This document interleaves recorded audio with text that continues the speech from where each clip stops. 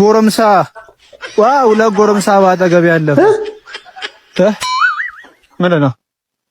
የማን ነው? እርግጠኛ ነሽ?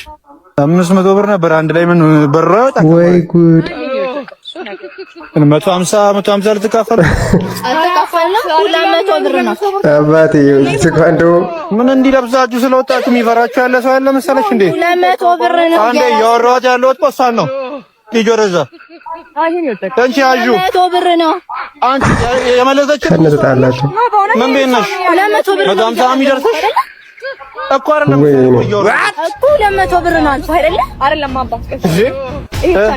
እርግጠኛ ነሽ? ይሄንን ሙሳጁ ሌቦች ናችሁ እንዴ? ወይኔ በቃ ደበደቡት። አንቺ እንደዚህ መጥቼሽ ማለት ነው እንዲህ ነው ማሽከረክርሽ። ዞር በል። ሄሎ አሃ ምንድን ነው አንተ የወንዶች ጋር ሲቆም እንዴ?